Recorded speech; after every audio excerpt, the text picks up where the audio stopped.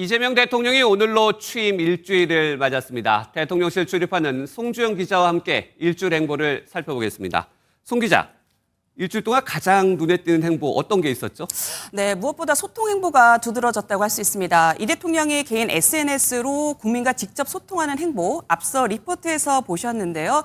기자들과의 소통도 비슷한 모습이었습니다.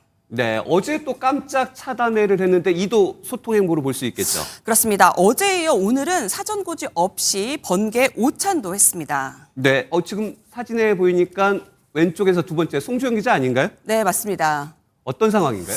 네, 저곳은 용산 대통령실에 있는 기자 전용 식당인데요. 네. 식사 중이었는데 갑자기 의전비서관이 들어오더니 자리를 하나 맞더라고요. 그러더니 이 대통령이 한국거래소 방문 후에 돌아오는 길에 기자들과 함께 식사를 하자고 깜짝 제안을 했다는 겁니다. 네. 그 소식이 전해지면서 갑자기 마련된 번개 오찬이었는데요. 약 40분 정도 진행이 됐고요. 현안 관련해서 허심탄회하게 묻고 답하는 시간이었습니다.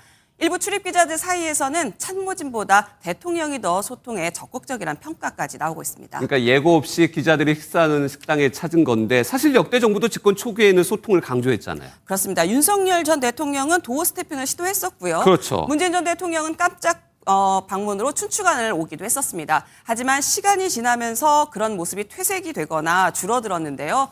결국 얼마나 이런 행보를 유지하느냐가 소통 정권이냐 불통 정권이냐의 평가의 관건이 될 것으로 보입니다. 네, 그렇겠죠. 소통 행보 외에는 또 눈에 띄는 모습이 있었나요? 네, 전례 없이 이제 강공과 협치를 동시에 펼치는 투트랙 전략을 벌였는데요. 그랬죠. 이 대통령이 더불어민주당 당대표 시절 때부터 강조했었던 이 실용주의에 기반한 겁니다.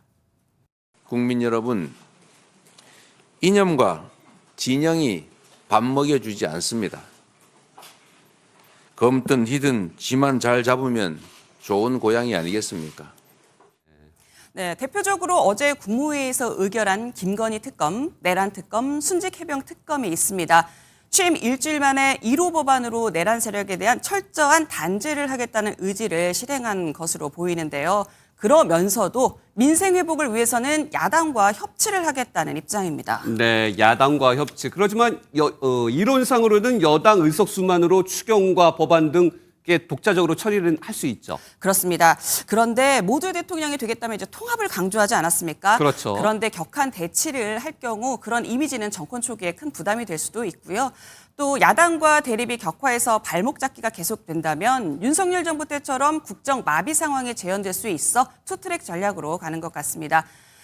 여당에서 재판중지법 그리고 방송 3법 처리를 취소하고 야당과 소통 강화를 강조한 것도 이 대통령의 이런 의중이 반영한 것으로 보입니다. 네, 개인적으로 봤을 때는 일주일 동안 어색한 동거, 그러니까 윤석열 정부 내각과 함께했던 모습이 좀 눈에 띄던데요. 네, 화제가 됐던 당시 화면 먼저 보겠습니다. 네. 좀 어색하죠? 우리 좀 웃으면서 합시다. 물론 여러분들 매우 어색할 수도 있고 그러긴 하지만 어떤 공직에 있는 그 기간만큼은 각자 해야 될 최선을 다하면 될 것 같아요. 네. 네, 정권이 교체된 정부 초기 비슷한 모습이 재현이 되고 있는데요. 이번에는 취임 이틀 만에 속전속결로 국무회의가 열리면서 더 어색했다는 해석도 있습니다. 똑같이 인수위 없이 출범한 문재인 정부에서도 첫 국무회의는 49일 만에 열렸습니다. 그 이유 궁금하실 텐데요. 체제 정비에 상당한 시간이 걸리겠지만 최대한 줄이고 싶다는 이 대통령의 말에서 찾을 수 있을 것 같습니다. 네, 이제 이재명 정부 일주일이었습니다. 여기까지 듣겠습니다. 지금까지 송주영 기자였습니다.